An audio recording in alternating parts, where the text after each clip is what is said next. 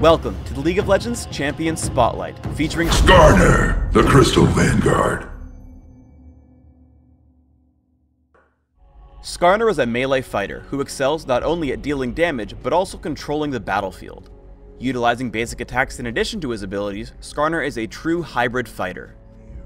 Skarner's passive is Energize. His basic attacks reduce the cooldowns of all his abilities. His cooldowns are reduced further if he attacks a champion. Crystal Slash damages all nearby enemies. If Crystal Slash has damaged an enemy recently, it will deal bonus damage and also slow enemies it hits. Crystalline Exoskeleton gives Skarner bonus movement and attack speed in addition to a damage blocking shield for a few seconds. If the shield breaks or times out, the speed buffs end. Fracture damages all enemies in a line and tags them with a mark. If Skarner then damages a marked target, he consumes the mark to heal himself. This heal is worth the most on the first mark consumed, and gradually less as you consume more of them. Skarner's ultimate is Impale. Skarner damages and suppresses target enemy champion. Skarner may then drag him around for a short time, dealing further damage when the effect ends. I play Skarner as a jungler. Have a teammate pull the Ancient Golem and take it down with Crystal Slash and Smite. Clear the rest of the jungle, taking Crystalline Exoskeleton at level 2, another point in Crystal Slash at level 3, and Fracture at level 4. After your initial jungle pattern, grab Boots of Speed and a Sight Ward, and then look for a gank. I find Xin Zhao and flank behind him. Morgana reacts to my aggression, and with a slow from Crystal Slash, lands a Dark Binding. Unfortunately, I underestimated Xin Zhao's health, so instead of taking the kill right away, we end up both dying to the turret. However, as with all First Blood gains, it was worth it. Skarner is a natural ganker, so always look for available enemies. I pick up a longsword and find Nidalee overextended in mid. I push in with Pantheon, forcing her to escape with Flash and Ghost. I simply loop back around, taking her down with Pantheon's help. I close in with Crystalline Exoskeleton, taking her down with Crystal Slash, Fracture, and my basic attacks. My attacks actually refresh Crystalline Exoskeleton in time to block some turret damage, but unfortunately I still die. Ultimately, because we trade kills and I also got an assist, it was still worth it.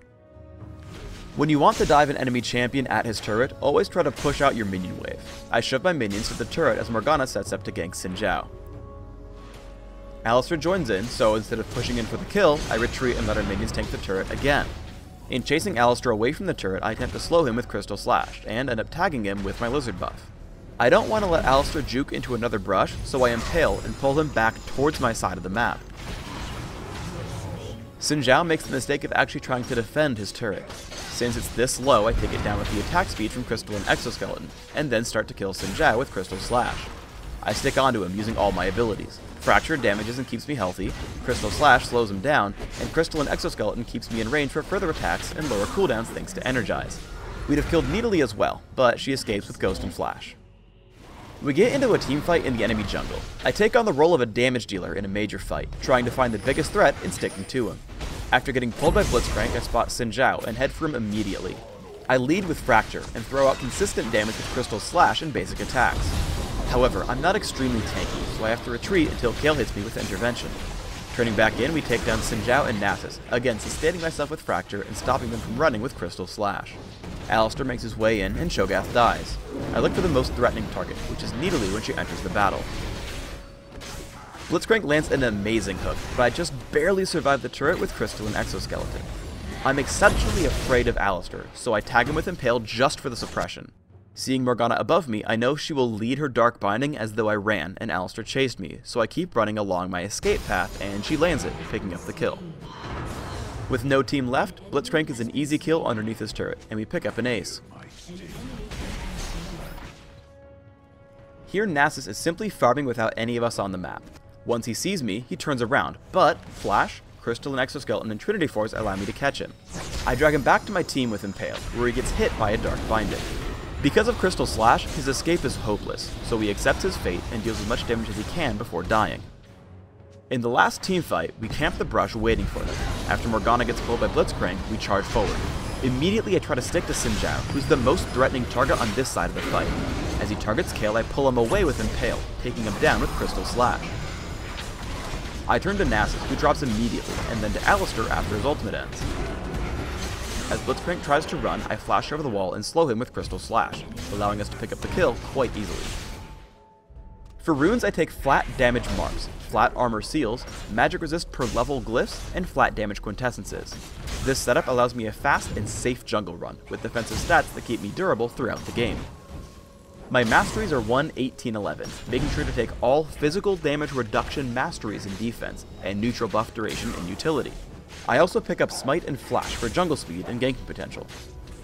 I max Crystal Slash right away for the most damage output and slow. Afterwards, I max Crystal and Skeleton, which allows me to catch up and destroy targets. Also, because the buff ends when the shield breaks, I need to make my shield durable. I take a single point in Fracture at level 4, and max it last. I open with a Cloth Armor and 5 health potions. Regal's Lantern and Mercury Trides are my first mid-game items. My 2 core items are Trinity Force and Riley's Crystal Scepter.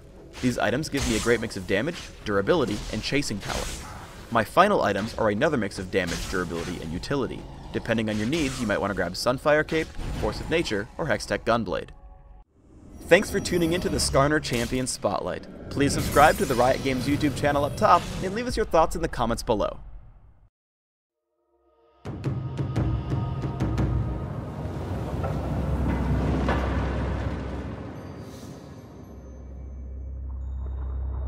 Tons of damage, extremely worth it.